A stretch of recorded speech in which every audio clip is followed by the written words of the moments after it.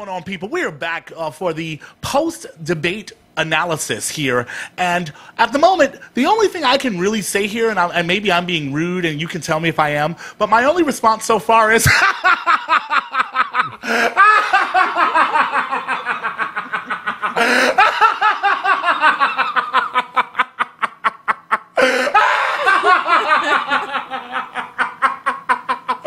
the hell just happened?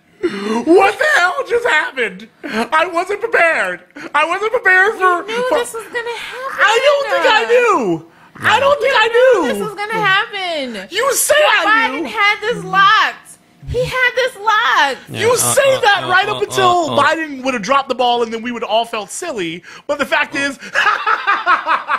He was playing with Ryan like a cat playing with a damn ball. Yeah, he didn't have the. He didn't have the same. He didn't have the same behavioral restraints that Barack Obama had. Well, okay, but let's ask the real questions here. Though is the thing I need to know.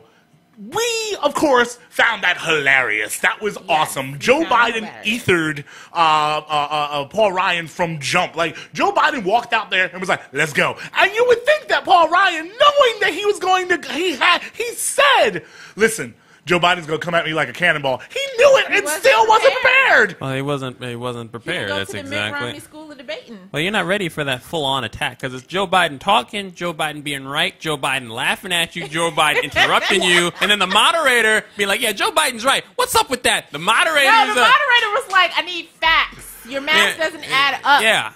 That doesn't make any sense. So, when are you coming with specifics? We got to wait for specifics? The math, what's the math? Doesn't add up. All I say is let women moderate debates because apparently. Okay, no, okay, you can't. I'm not even sure it's women. Last week, like last week, we had like a Snorlax moderating debate. I don't know what. First of all, he's not a Snorlax. He's a human being. Human beings aren't Pokemon. Second of all. He won on NPR. He won on NPR last week and explained himself. He was trying to let the thing form naturally. He was trying to let it be natural. Listen, no, sir. Listen, no. Moderating something and things don't form naturally. I'm repeating his words. I don't agree with the terrain control. Ma'am, I don't agree.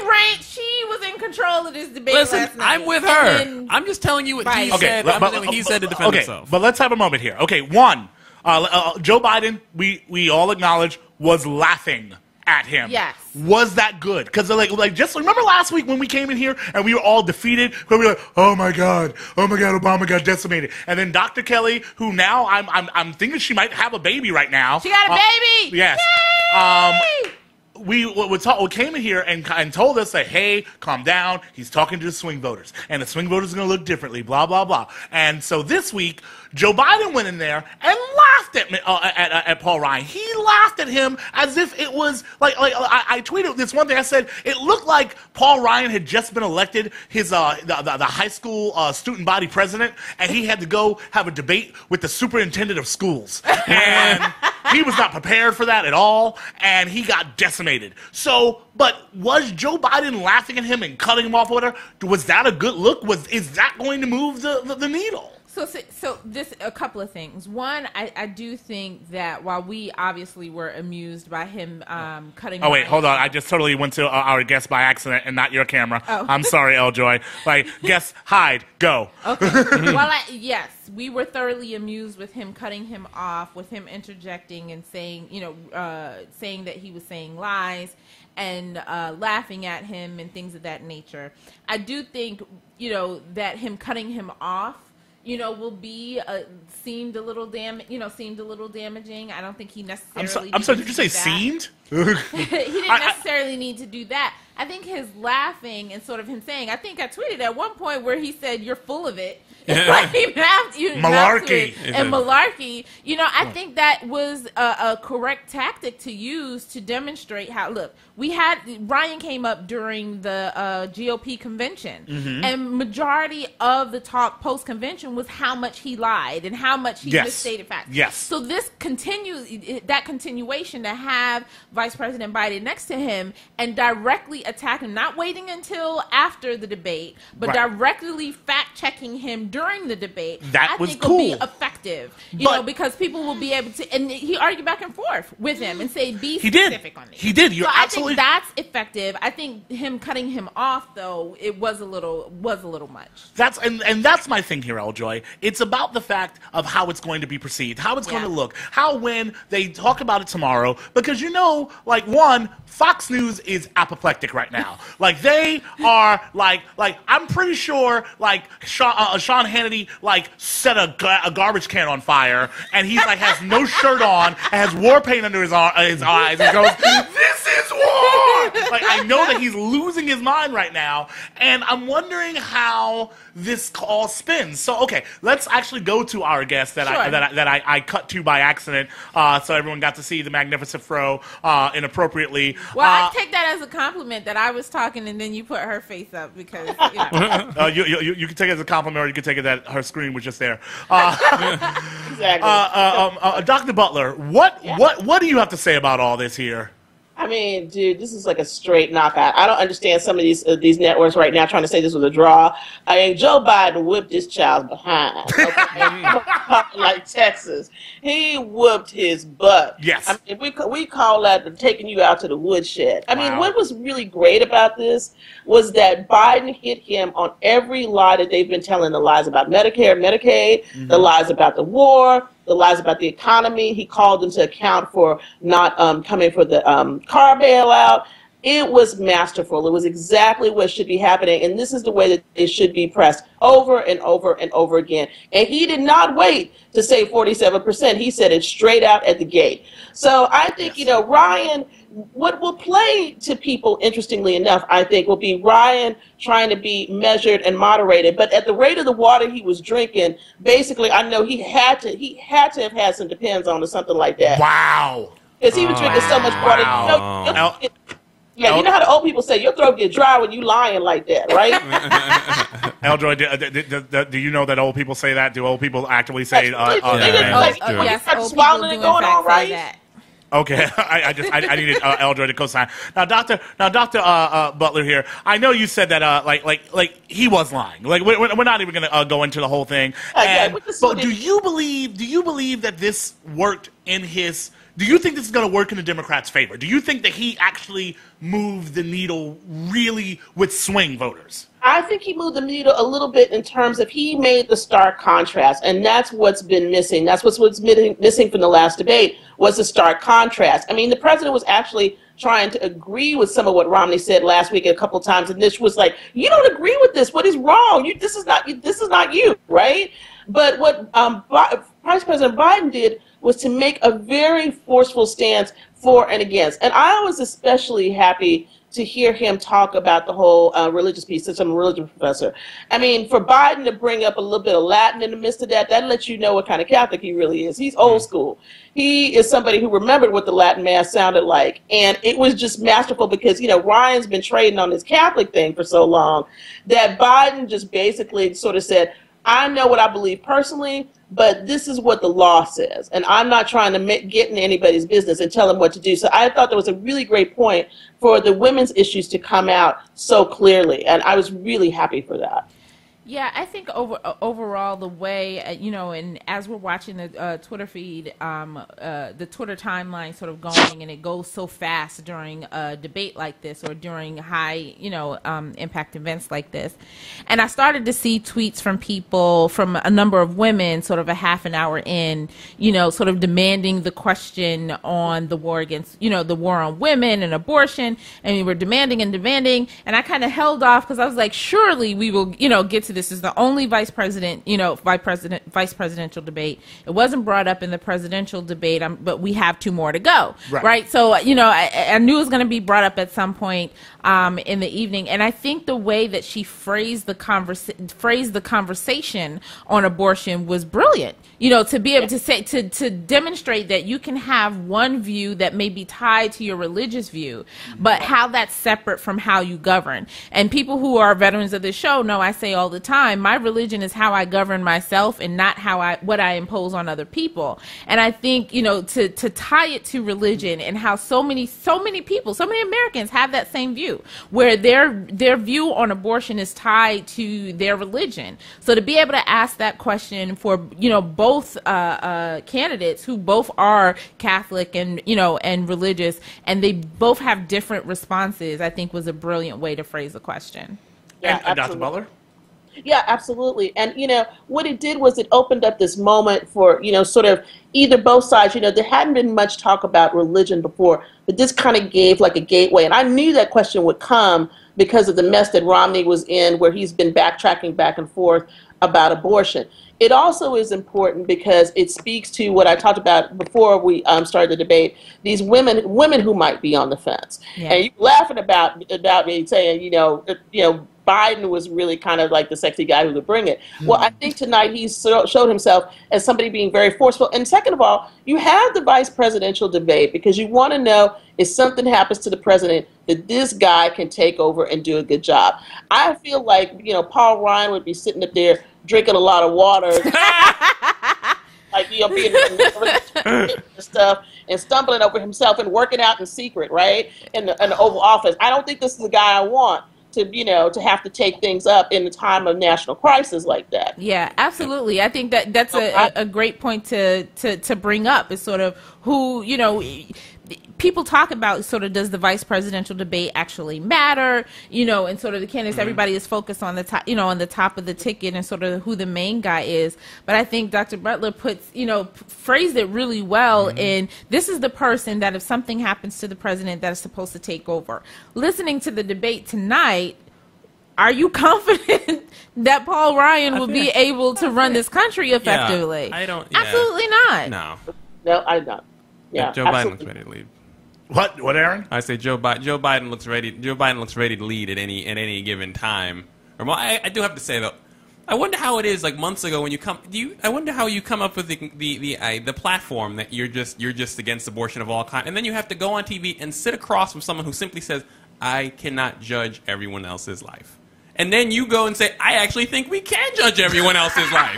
Like, how do you, 12 months, years ago, how do you say that in front of millions of people? Like, I'm surprised his eyes didn't fall out of his head. There's no way in the world you cannot pay me to say that in front of all these people. Wow. Yeah, exactly. Dr. Butler? Well, no, exactly. And I mean, the great thing this week was there was some, Republican guy who had a mistress who had asked to have an abortion that was from Tennessee this week. Oh, yeah, that fellow. On Twitter. But I mean, I think they do it with a straight face because that's what their people want.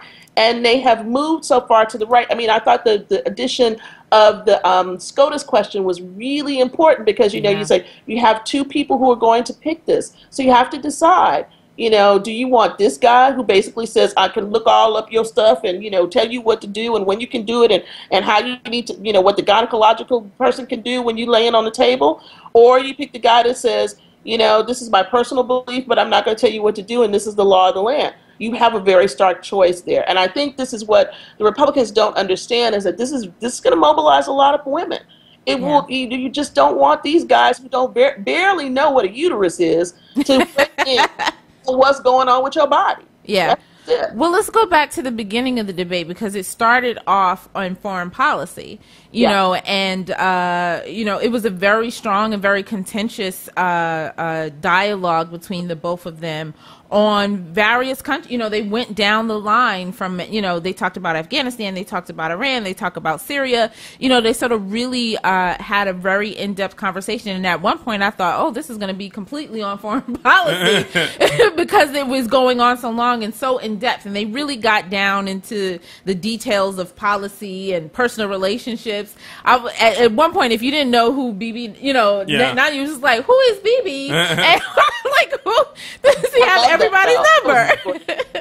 That was so great when he started talking about, the president has talked to Bibi. This has happened. This is what it was so great because it was just like, it kind of put Bibi in this kind of really, Netanyahu in this really interesting place where people are talking about him by his nickname, but it also kind of infantilized him at the same time, which I'm sure he didn't like. Yeah. Don't like it when he gets up tomorrow morning and he hears this. And then the other thing about the foreign policy part, which I think was really interesting, was that there was a very marked contrast. What Ryan tried to do was to say that he had been in all of this, and what I think Biden effectively did was dismantle all the things that he talked about, them not voting for, security for the embassies, things like this. I mean, he just made him look really bad. And so while Biden could say, I've been riding on the chopper, all this. There was a tweet from Vanity Fair that said basically, you know, Biden said that he was riding on the chopper, so you can imagine him in some Ray-Bans and some camo, right? And Mr. PX90 is sitting up there going, I don't know, I kind of wrote the aircraft thing, and you know, I'm holding on for dear life, right? So it was really a stark contrast. But you know, all the kidding aside, I mean, this is a really important point about policy, and I think neither one of these men, Paul Ryan nor Mitt Romney, have the kind of foreign policy experience they need to be in the Oval Office. I'm just sorry, they really don't. And I think that Joe Biden was able to bring an expertise to that, but he was also able to bring, you know, the personal to this because he has a son who's serving in the armed forces. Right. It makes a whole different kind of ballgame. I mean, you can see that he's invested in something that, you know, I have a child. This is what, you know, I think about this all of the time. Whereas Paul Ryan, you know, of course his kids are smaller. They can't go right now. Right. But he didn't say he did any service. He's been a career, you know, person in the employ of the federal government. Yeah. I mean, he's different than any other black person working for the for the post office. Right. What I found interesting about the foreign policy debate as well, you're mentioning the stark contrast, is that the both Romney and Ryan, you're mentioning them not having very good foreign policy experience or any in-depth foreign policy experience, is that the type of proposals that they're giving, you know, they don't have anyone that has experience sort of to influence their policy. So they're doing a policy on theory and what should happen, as opposed to Joe Biden and now Barack Obama, who sort of have direct. It's not just policy in the air and we're in the library researching books. Layperson, like this is layperson here. Okay. How do you do that? How do you get on and say this is our foreign policy concept with no actual experience? Like, how do you game plan in that? Like, I don't know. Maybe it's just me. It sounded just as silly as Joe Biden made it look when he was laughing at him while he was talking about it. Because look, Joe Biden just had our reaction to it.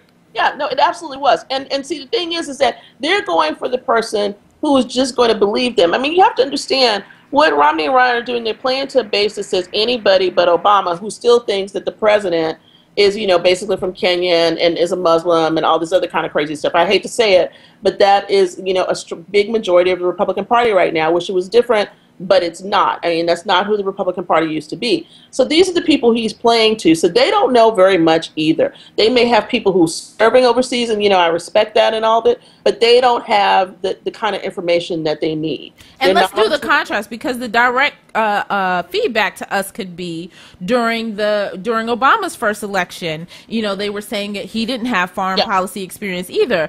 But how he compensated for that was was you know, Hillary Clinton. I mean, he had some different, he put some things together. Now these guys would have to do the same thing. Right. But what they would be putting together is basically, you know, the old things from back, you know, prior to 2000. They would have to do a lot of what Bush did. They could even get neocons. They probably have to go back even further than that. What are they going to do? They're going to bring, you know, Darth Vader, Dick Cheney around? Yes. I mean, this is the thing. They don't have much to offer. But here's the real issue, whether it's foreign policy or domestic policy or whatever.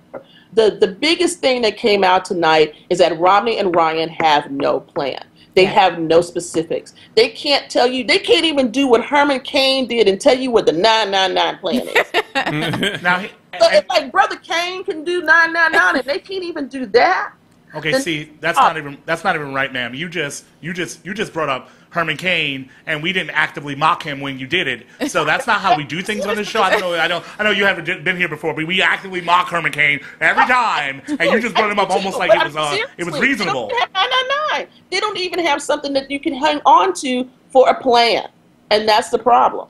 Okay, well, I have a couple things here. One. Sorry, I'm still laughing. I didn't mean to do that. I apologize. But one, how does it taste, Paul Ryan? No, I'm serious. I'm trying to have a reasonable. It's hard because it was such a bad performance on Ryan, and I know there's going to be 14 different excuses, and I'm so happy that I actively accepted that Obama did terribly, because if I would have made a bunch of excuses last week for Obama, then I couldn't be able to eat this delicious Paul Ryan failure with like a little bit of sprinkles and a little bit of meat tenderizer and some sazon on it. I couldn't eat eat it and enjoy it like I'm enjoying it right now. I needed this. Dr. Butler, you understand where I'm coming from, right? I feel you. You know, for me, the money line tonight was, I'll say his name out there I follow on Twitter, Corey Robin. He said, basically, Sarah Palin handled Joe Biden better than Paul Ryan did. Wow. And I was like, you know what? The Thriller from Wasilla could handle him better than Paul Ryan. That's pretty bad. That is embarrassing that you got that. Because there you go again, Joe. Remember that whole, like, she pulled it off, and like it was, we all were annoyed as all get out when it was happening, and we all had our arms crossed like, I don't like her, but she did handle it a little bit better. Paul Ryan was like, at one point he literally said, all I'm saying, you can't say all I'm saying, son. What is wrong with you? He walked in the room and was like, did you?